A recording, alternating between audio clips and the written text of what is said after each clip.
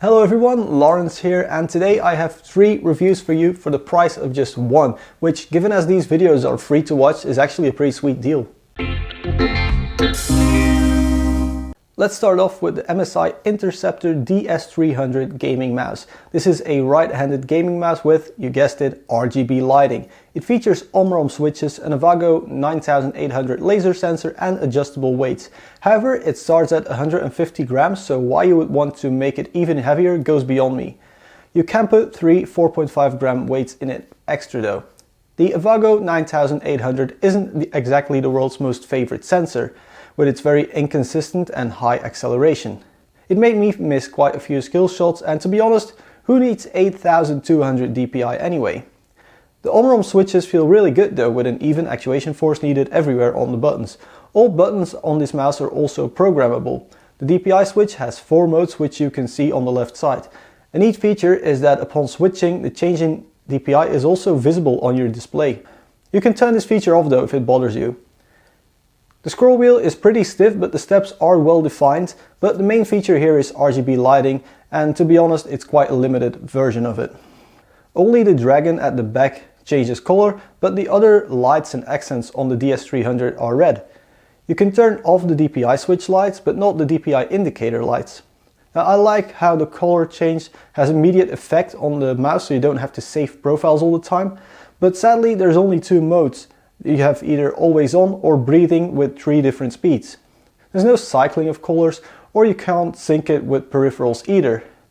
The included 1.8 meter long cable is braided, but to me it's a bit too stiff.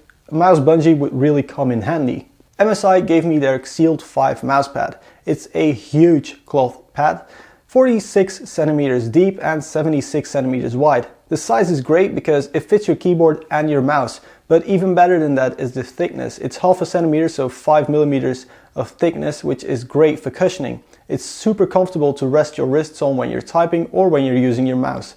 The cloth texture is about the same coarseness as what you get with a SteelSeries QCK+. However, I would like to see the edges on this giant mousepad stitched to prevent fraying, as it is a pretty expensive mousepad. Also, you do have to really like MSI to put their logo this big on your desk. The third product in this 3-in-1 MSI review is the DS502. It's a 7.1 virtual surround headset, but don't worry, you can disable that surround. The ear cups are soft and big enough to comfortably go over your ears. There's also some padding on the drivers and they do touch. The drivers are 40 millimeters. In my testing, I found 2 hours to be a maximum for comfortably constantly wearing it. This is mostly because the ear padding is pretty thin and the headset is pretty heavy at 405 grams. The Siberia-like headband is very comfortable, but there's just a little bit too much clamping force at the top of the ear cups. The cups are soft touch plastic mixed with glossy plastic, so it is a nightmare to keep clean. And while the grill would have you think that these are open headphones, they're actually completely closed. As a result, soundstage is very small. You hear everything as if it plays in the middle of your head. Instrument separatation is non-existent, and this means that to get that 7.1 virtual surround, the driver software has to exaggerate it way too much, and as a result the surround is pretty bad. Overall, I describe the sound quality of the DS502 as gaming headset-like. A lot of muddy bass and distorted highs with nothing really in between. You can of course mess around in the software to get a better sound signature, but the hardware just isn't there. What I do really like about this DS502 is the boom mic.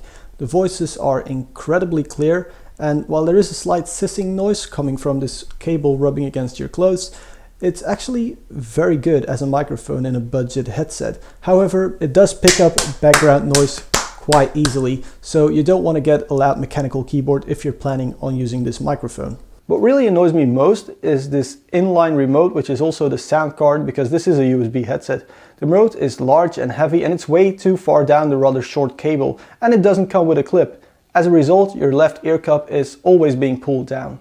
On this remote you can mute your microphone, add even more bass, and you can also adjust the volume. However, the dial doesn't adjust the Windows volume, which for a USB headset is pretty stupid. The cable is braided, which is good in some ways, but it does create a lot of cable noise when it rubs against your clothing. It's also what causes the slight hissing noise you get through the microphone. So there you have it, 3 reviews in 1 video. To summarize, the mousepad is great, pun intended. The mouse, not so much. And while the headset is great for the value, especially with the microphone, you really don't want to combine it with loud peripherals. If you like this video, please press that like button, and if you didn't, there's the subscribe button for when I make a video that you do like. Now, subscribing is completely free and you'll get a notification every Friday at 7 when a new video goes live. If you want to follow the channel even more though, there's Facebook, Twitter and Instagram. And if you want to support this channel like the awesome people on your screen right over there, there's a Patreon link as well, all in the description below. For now though, thank you very much for watching. I'll see you guys next week.